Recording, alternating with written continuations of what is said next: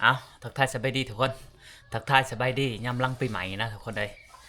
ทางทีมงานคนหากินโทรมาอีกแล้วทุกคนให้บ่าวสัญญาไปผู้น้ำเพิ่นว่าเพิ่นสิขึ้นแล้วทั้งพันหม่องแล้วก็พันต่อม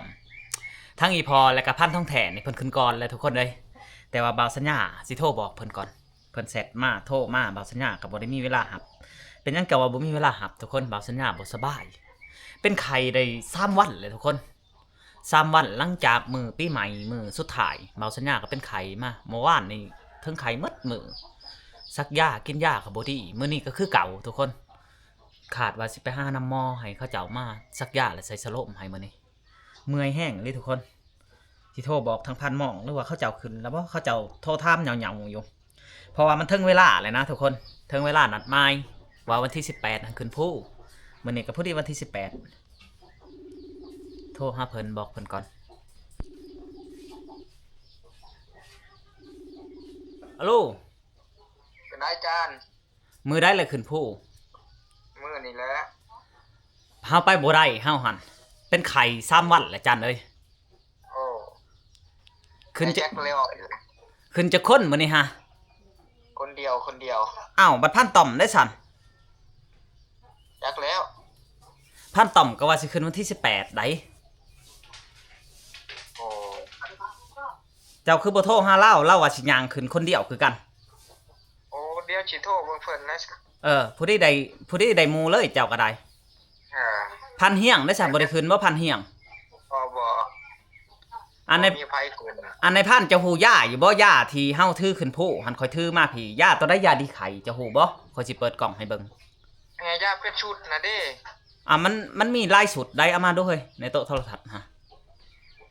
ซักยากินยากันยังบ่ดี3 มื้อเลยนักหัวแห้งเลยเมื่อคืนนี่ห่างมืดคืน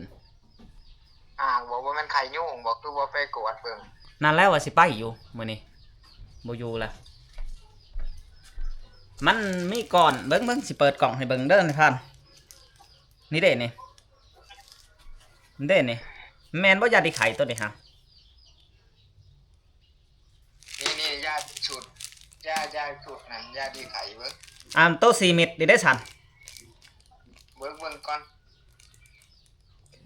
มันมีตัวลายยาดีทอง4เม็ดโอ้4 เม็ดยาดีทองยามีก่อนแดงๆน้ำนี่ยาดีไข่แม่นโอ้สิกินล่องเบิ่งเมื่อยแห้งเลยในผ่านเลยเอาโอเคบ่ได้ไปเด้อเฮาเป็นไข่ฮะเฮาเป็นไข่หันแบบเฮาบิดคิงนี่มวนไปหมดเลย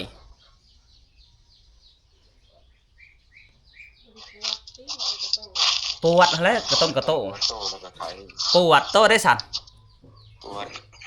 โอ้เป็นไข่อันเดียวกันหั่นแหละขนมนั่นน่ะเมื่อยเลยเขากินยาก็บ่เช้าคือกันหั่นแหละอันนี้ว่าสิไปโรงหมออยู่ไปคือกันนะสิไปกวดโตหัน4-5 วันแล้วติถึงลงมาแต่พุ่นละเฮาจนบ่ได้ตัดคลิปอันใน2 ตัว 1เฮาบ่ตัดเลยบ่ไหวเฮานอนอักลากอยู่แต่ละมื้อพันมองพาขึ้นผู้มื้อนี้ก็ไปโลดเฮาว่าไปบ่ได้เอาโอเคมีแต่ว่าไปโรงหมอเด้อโตก็ได้เด้อโอเคพันเฮียงก็บ่สบายทุกคนเลย